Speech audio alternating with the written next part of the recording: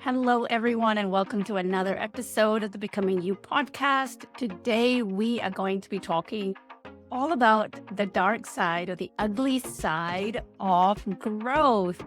And I have to stay up front. If you hear me cough, it's because I am on the recovery end of a viral, whatever you want to call it, viral cold, and the cough is incessant. So hopefully my editor can edit most of those coughing out.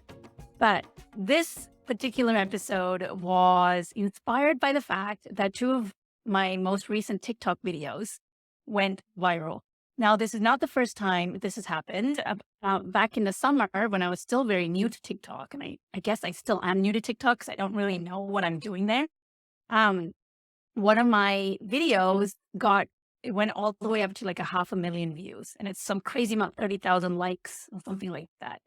It was insane to watch those numbers come in. And I grew, wait for this number, I went from about 300 followers to 16,000 followers within a matter of 5 days or 6 days. It was insane. And what happened was, it's scary when that kind of stuff happens, right? But most of it was a type of video. It wasn't very polarizing. It was a video about, how do you differentiate between your soul speaking to you versus your mind speaking to you? Apparently that resonated with the people and it went crazy viral. Anyway, as things happen, right, in life, it's like something explodes in a good way. And there's a rubber band effect, right? And then there's like a pullback effect. And so from then on, like my videos didn't do that crazy, like 200, 300 views, whatever. But I've learned that with social media, consistency is the most important thing. So I continue to show up on TikTok. Some days I fall off, but for the most part, I probably post 5 to 6 times a week. And this week, two of my videos back to back went viral. So one got like 70,000 views. Another one is at like 60,000 views. And one of those videos, when I made it, I didn't think there was anything wrong with it. I was speaking my story. I was sharing a very small sliver of my history, right? TikTok and any social media is all about sharing your stories of what made you you. How did you end up where you are? Why do you do the thing that you do? And when this thing went viral, I was not prepared for the negative comments that started rolling in. So I think up to date, the video has about maybe 1,000 comments. And I would say it's like 60% positive and 40% really hurtful things, like really mean things, like boohoo, cry me a river. So let me give you some context as to what went on in this video. It was a 7-second video of me, of just a selfie, right? It was 7 seconds of me videotaping my face. And I taped it when I had gotten ready for an event somewhere. So I had a full face of makeup on. I was wearing an Indian outfit. And let me pull it up and I'll tell you what it said. And that's my TikTok. So if you hear that in the background, I apologize. Let me turn down the volume and I'll read what the writing over the 7-second video said. So I basically said, thinking about the times my uncles called me Blackie when I was 3 because of my dark skin and how it took me 30 years to uncover and heal that trauma wound so I could show up as my true, beautiful self without the fear of rejection and ridicule. So it was a few sentences about my story as I'm zooming into my face full of makeup, right? Just said, thinking about the times my uncles called me Blackie when I was 3 because of my dark skin and how it took me 30 years to uncover and heal that trauma wound so I could show up as my beautiful self without the fear of rejection and ridicule. No, so I take it back. It's not 1,000 comments. It's 220 comments on this and about 1,800 likes. A lot of people said, your dark skin is beautiful. Don't worry about the things that your uncles have said. Colorism is very real, things like that, right? And then there are some vitriol comments that said, like, who cares about your trauma? Like, boo-hoo, cry me a river. And it was just, that wasn't the worst of it. And some people misconstrued and misunderstood me that I was saying that to be called Black is traumatic, right? Like that I was being a racist and that I was calling that to be Black is traumatic. So there was definitely some misinterpretation going on. And so I recoiled, right? People were calling me a racist, and that was a gut punch because, of course, nobody wants to be a racist. But I'm I've grown so much emotionally that I always have like I stand back from what is being said. I don't get pulled into the drama of, oh my God, they're saying this about me. I don't make it about me.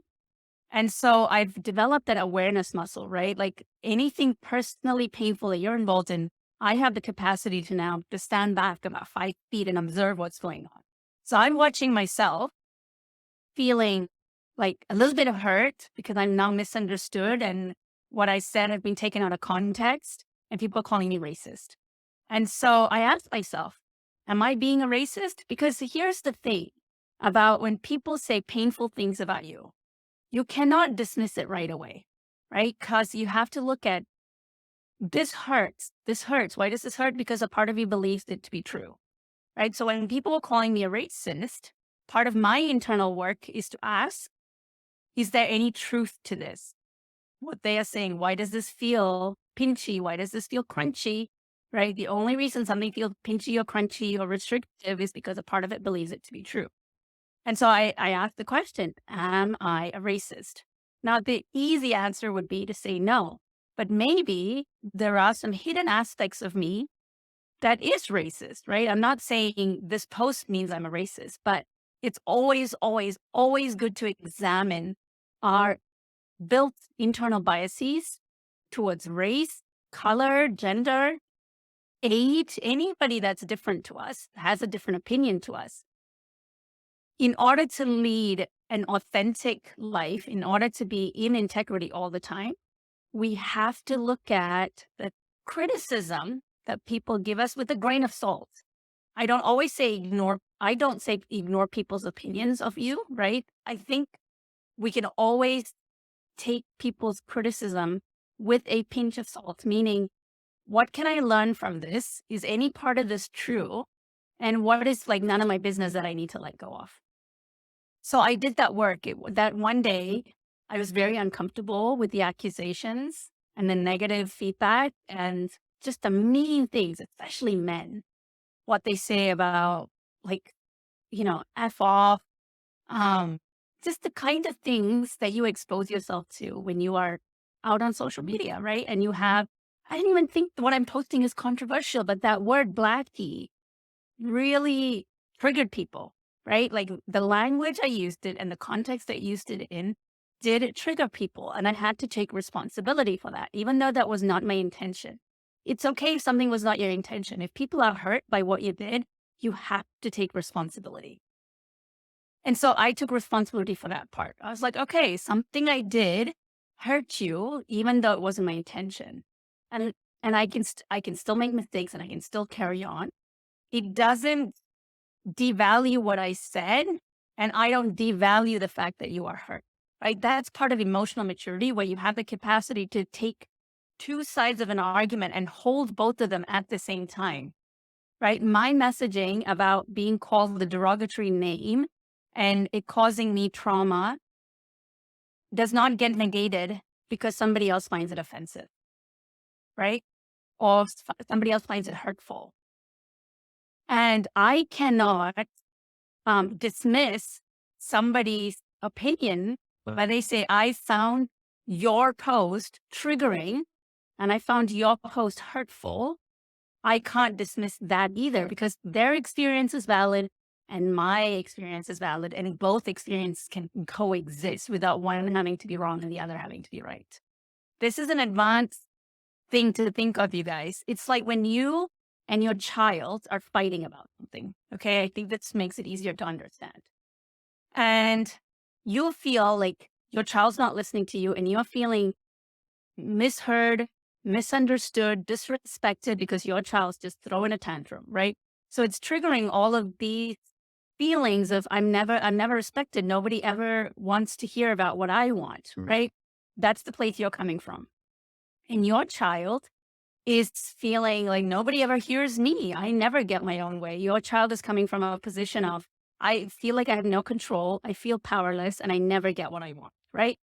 So both of you, neither one of you are right or wrong. Both of you are having an experience to an event that you both were part of creating. And both of your experiences and feelings are valid, right? And this takes the power, um, like the fight over power, it takes it out. And you both realize, oh, we are both hurting. Both our experiences are valid. How can I make room for both of it to exist without one of us having to negate the other, right? All we all want is to be heard and accepted and validated. So when I shared my experience of my childhood and people were saying, like, what are you even crying about? 30 years? Are you kidding me? One person actually said, your therapist is probably driving a BMW because you've like probably paid her an insane amount of money to get over this tiny little thing, right? Just things like that. Someone said, I've been called much worse, or people have been called much worse things for their skin color. This is not that bad. And I found that concept to be really interesting because I was like, why do we have to invalidate somebody else's trauma or somebody else's experience of what they're saying is painful to like validate their pain, right? We don't have to invalidate anyone's experience or pain and compare it to anybody else. Yours exists in like a silo, right? We do not have to compare our pain and our suffering to somebody else and be like, well, they're better off than me or they're worse off than me. Your pain and your experience is completely valid. You have never lived in another person's life. You've never walked in another person's shoes. So if something was painful to you, just accept it. It was painful and we don't have to compare it to anybody else, right? And I think that makes all of our healing then important. It doesn't matter if you had the most privileged, cushy upbringing. There are still things that happen to you in your life that causes you pain and suffering. And it doesn't mean you're any less worthy of healing that than a person who grew up maybe in a war-torn country and immigrated with nothing but the clothes that they carried in their trash bag, right? Like their pain and their suffering is just as valid as the pain and suffering that you went through in your own privileged childhood. If we all just healed from it, we would all be much better off for it without shaming and judging ourselves and comparing our pain level to each other. So it brings me to my original point of this podcast, which is the dark side of growth, right? This is the dark side of growth because as we grow and expand, so I'm using my social media as an example, you are bound to be exposed to people who will misunderstand you, who won't get what you're about, and who will try to make you feel bad for it. That is the dark side of growth. So in your own personal life, let's say you have nothing to do with social media and you're not making yourself visible as I am, right? You're not exposing your videos to like 1 billion to 6 billion like users on TikTok. You're just living your life. But let's say you are going through a spiritual transformation and a healing journey. And you're starting to realize some of the patterns that exist within you and in your family members and relationships that you are wanting to change. So maybe you're someone who's never ever spoken up, with always avoided conflict. And you've realized, I have a voice and I'm going to use my voice. I am no longer going to stay small and insignificant and quiet. So maybe Thanksgiving is coming up and somebody makes a under the belt joke about your weight or whatever, right? And in the past, you might have kept really quiet. But because of this transformation journey you've been on, and realizing the transformative power of your voice, because you've listened to that podcast episode of mine, you decide to exercise your opinion and tell this person, please don't talk to me that way. That is extremely disrespectful. And I won't tolerate it any longer, right? You say some version of that.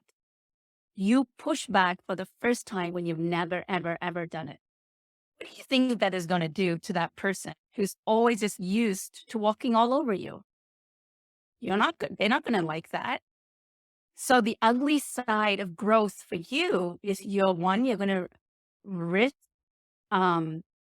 upsetting someone. You're going to risk being called maybe some names, right? Like, who do you think you are? Like, don't talk to your elders that way. Or maybe they could turn it around and gaslight you and be like, that was just a joke. Like, don't take it so seriously, right? Like, don't be like that. I didn't mean to hurt your feelings. People do that all the time. They say things and then you tell them, hey, that hurt my feelings. And they'll be like, well, I didn't mean to. It doesn't matter, right? You are going to upset people by the very fact that you are changing and growing. There's no way around it. This is one of the most uncomfortable side effects of growth. You cannot want to change who you are without having a ripple effect on all of those. Just thinking about change and talking about change is not change. The only way you're going to change is by taking action. And when you take action, guess what? It has consequences. Part of growth is you are going to upset people around you. People do not like change. And when you change, that means their world is going to change in some way, shape, or form. And they will do everything to push back rather than deal with the discomfort of, oh, she's changing. What is that? How does that affect me? They just want to push back, push you back in, push you back down and say, don't change. Because then everything else remains the same and they don't have to get uncomfortable. The dark side of growth is you are going to get pushback. It's going to make you question, is this worth it? Is this worth it? Do I want to become the person I'm becoming if it has all this uncomfortable business? And I'm here to tell you, yes, there is. So this is what I had to do, right? Because to those people who are telling me, like you're saying something offensive, I got that what they're saying was valid. I get it, right? So I had to take responsibility for that. And that's felt really icky. I was like, oh, I don't want to be wrong. I don't want to be wrong, right? It's okay to be wrong. The wounded inner child in me doesn't like to be wrong because if she's wrong, then that means she's not smart enough. Well, if I'm not smart enough, then what else do I have going for me? Because it certainly wasn't looks. The only thing that got her noticed was her smartness. And if I'm wrong, that means I'm not wrong. I mean, that means I'm not smart, right? And then I can't build my house on anything that's not smart. So that's why being wrong to me is like a trigger. So people on social media were telling me, you're wrong to say this, you're wrong to think this. Like, this is not even a trauma wound. They were telling me I'm wrong. That was hard for me to accept. But I worked through it with breath work, the discomfort of being wrong. Just because you're wrong does not make you unworthy of the success and the growth that you are desiring. We are allowed to be wrong in our human journey all the time. And one of the coaches that I follow on TikTok, she phrases really well. She goes, when you're wrong, you can be corrected and learn from it. And that gave me so much freedom. Like, what if it's okay to be wrong? Why do we put this pressure on ourselves that we have to know all the right answers all the time? We have to be right all the time. And she said, what if he just took the pressure off and said, okay, I was wrong. Thank you for teaching me. And you grow. Imagine if we'd had leaders like that. Imagine if we had teachers like that, professors like that, parents like that, where they admitted to being wrong and they normalized that it's okay to learn and make mistakes. Then it wouldn't be so hard to admit we were wrong, right? Nowadays, when my kids say something or do something and they prove me wrong, I say all the time, oh yeah, I'm wrong about that. Thank you for teaching me. And then I started feeling free. Like, it's okay to make mistakes. I don't have to get it right all the time. And I cannot get it right all the time. I'm a human being. I don't know anything about life, very little about life, right? I might think I'm like wise and I'm emotional mature, which I am to compare to most humans, but I don't know shit. I don't know a lot of stuff about a lot of stuff. So it's okay when people say you're wrong. I'm going to tell them, thank you for teaching me. I know a little bit more now. And I'm deeply grateful for helping me become a better person. So I worked through that discomfort. And in my breathwork session, what came up was, you are worthy of success no matter how many mistakes you make. That is a truth I needed to get to through my breathwork session. You are worthy of success no matter how many times you falter and how many mistakes you make. And it is safe to be seen. It is safe to be seen. Because ultimately what happened was, Like I didn't feel safe to be me because of the negative feedback I started getting on that video. The initial reaction when people attack you is for you to make yourself small and hide, right? Like go into a fetal position. And so even though it's behind a screen, when people throw vitriol, that's the physiological feeling that you feel in your body when people attack you. And especially these are invisible faces that attack you. And so that's the feeling I was experiencing in my body. It was a feeling of I'm not safe. I'm not safe to say the things I want to say because I'm wrong. And I'm being told that I'm wrong. So in my breathwork session, I worked through those two things, that it is safe to make mistakes. It is safe to be seen, and I'm worthy of success no matter how many mistakes I make. And but that was after video one. I did all of that work within 24 hours. And another 24 hours, another one of my videos went viral. It was even bigger than the first video. And as a result, I gained 700 followers within like 24 hours from that second video. And I know for a fact that I wouldn't have gained those followers, or maybe that video would not have gone viral unless I'd done that breath work to help me feel safe in my body, to be me, and to say I am worthy of success, even though I make mistakes, even though I'm not perfect. It is because of the breath work and the changes that I made in my programming inside of my body that I 100% believe that next back-to-back video went viral. It's really unusual, guys, for like 2 videos within a matter of 48 hours to go viral on TikTok. Maybe 1, right? But I've now had 3 go viral. And that's gained me 17,000 followers. And so, if you want success, any sort of success, it comes with more visibility. If you want to be successful, that means you probably want to be a leader, right? And you are going to be visible. So if we talk about, I want to be more successful, success comes attached with leadership and more visibility. People are going to be watching you. People are going to be hearing what your words are saying. People are going to be watching your actions. And with that, it's always scary, right? Because otherwise, if you say, I want to be success, you cannot be successful by remaining small, by remaining quiet. Like it doesn't work that way. Same thing in your career. If you want to have the success and visibility, that means you got to speak up about what you're great at, your accomplishments, your achievements, the wins that you're having, and stop expecting your managers or your peers to talk about how great you are. You always have to be the first one. And then the more people and the more eyes that are watching you, obviously, when we make a mistake, when we have wins, it's wonderful because more eyes are watching those wins. But then the same applies for when we mess up, when we don't do our best in a project, right? There are also more people watching your mistakes and potential failures, which is scary. So what we have to prime our brains, our minds, and our bodies to do is that cultivating that feeling of safety within you all the time. No matter how successful or negative feedback you might be getting, it's to cultivate that sense of safety, your real sense of safety, right? Safety can come from having a lot of money in the bank account, other people patting you on the back. Those are all external sense of safety, which means you don't truly have control over it and it can be taken away at any moment in time. So instead, you want to cultivate internal sense of safety, safety in who I'm being, safety in the version of me that's being projected into the world. That comes from breath work and changing your mindset. Like I said, you are worthy of success no matter what.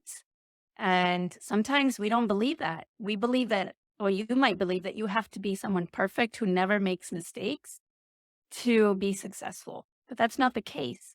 If you can continue to feel safe within who you're being, even though you're not perfect, then visibility and success will be easier to handle.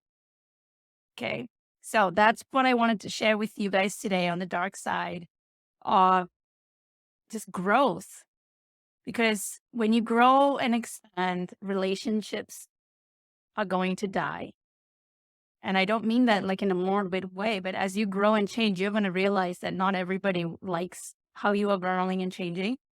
And the dynamics of a relationship is going to change, and people won't want to tolerate that anymore. You might not want to tolerate how someone treats you anymore. And so, as painful as it is, you might have to end some relationships because you realize that you two are not aligned anymore. The group that you used to hang out with, you might wake up one day and realize, oh my gosh, they're all so negative, or we were all so codependent. I had a client tell me once that she had like this in a group of girlfriends. And once we started working together, she realized, oh, the relationship that we have with one another isn't healthy and we're not letting ourselves grow. So during our coaching time, she was actually brave enough to change some of the dynamics of the relationship. They all still remained friends, but they drew boundaries that didn't exist before. They weren't so codependent anymore. And they started becoming more vulnerable and transparent with each other instead of propping each other's like bad habits or traits. And so it actually brought them closer together. So it can go one of two ways. And then there are some relationships you realize, oh, we're not all on the same wavelength and we are going to have to end this. So one of the other painful parts of growth is ending a relationship that might feel like we've had a lifetime together. Is it right to let it go? And those are some deep soul searching questions we got to ask. Is this person supportive of the version of me I'm becoming, or are they holding me back? And you can give them the option of come along with me, let's grow together. And if they're still not willing to do it, then it's like the oxygen mask metaphor in the airplane, right? Like you got to put on your own oxygen mask before you put on your child's. So you got to look out for what is best for me and my growth, and then try to rally support and hope that the people you love want to come along with you. If they don't, then you have the option of, well, I'll just remain where I am so that I don't risk losing them, or I'm going to keep going.